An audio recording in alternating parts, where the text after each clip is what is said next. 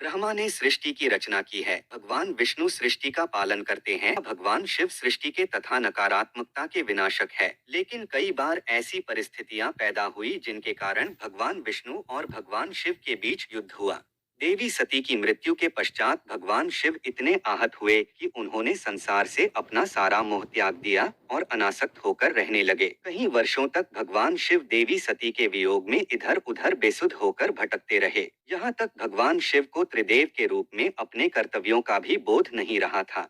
भगवान शिव के सृष्टि से अनासक्त होने के कारण भगवान विष्णु को त्रिमूर्ति के खंडित होने और संसार में अराजकता और नकारात्मक शक्तियों के प्रभाव का भय होने लगा था। उन्होंने कई बार शिव को संसार के प्रति आसक्त बनाने का प्रयास किया, लेकिन जब भी विष्णु भगवान शिव को संसार के प्रति जागृत करने तथा उनकी अनासक्ति को दूर करने का प्रयास करते हैं, तो भगवान शिव क्रोधित होकर उन्हें वहां से चले जाने के लिए कहते हैं और यह कहते थे कि सती की मृत्यु के लिए वे दोनों भी जिम्मेदार हैं। लेकिन फिर भी भगवान विष्णु को महादेव वापस लाने की एक तरकीब सूझी। तब भगवान विष्णु ने अपने वाहन गरुड़ को आदेश दिया कि वह नाग लोक में जाकर सभी नागों पर हमला करें, क्योंकि भगवान विष्णु जानते थे कि अनासक्ति में भी भगवान शिव अपने भक्तों तथा अपने शरणागत पर होने वाले अत्याचार को नहीं देख सकते। इसलिए भगवान शिव को पशुपतिनाथ भी कहा जाता है। जब गरुड़ ने नाग लोक पर हमला किया तो सभी नाग महादेव से सहायता मांगने लगे और महादेव की शरण में आ गए।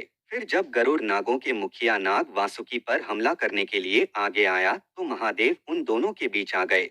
भगवान शिव ने गरुड़ पर क्रोधित होते हुए चेतावनी दी कि वह जो भी कर रहा है वह अन्याय है। इस पर गरुड़ कहता है कि स्वयं भगवान विष्णु ने उन्हें नागों पर हमला करने का आदेश दिया है, तो वह भगवान विष्णु के आदेश का पालन अवश्य करेगा। गरुड़ की यह बात सुनकर भगवान शिव को अत्यंत क्रोध आ गया। जैसे ही शिव ने गरुड़ को दंड देना चाहा, तो गरुड़ ने अपनी रक्षा के लिए भगवान विष्णु का आह्वान किया। गरुड़ की पुकार सुनकर नारायण वहां पर आ जाते हैं। नारायण भगवान शिव को समझने को कहते हैं कि पहल नाग लोक की तरफ से हुई थी और गरुड़ को नागों का सहार करने के लिए मैंने ही कहा था। लेकिन जैसा कि हम जानते हैं कि भगवान शिव हमेशा न्याय करते हैं, इसलिए उन्होंने यह कहकर कि इसमें गरुड़ का अपराध ज्यादा है, वह गरुड़ को मरने के लिए आगे बढ़ते हैं। तब भगवान विष्णु अपने भक्त गरुड़ की रक्षा करने के लिए महादेव के सामने आ जाते हैं।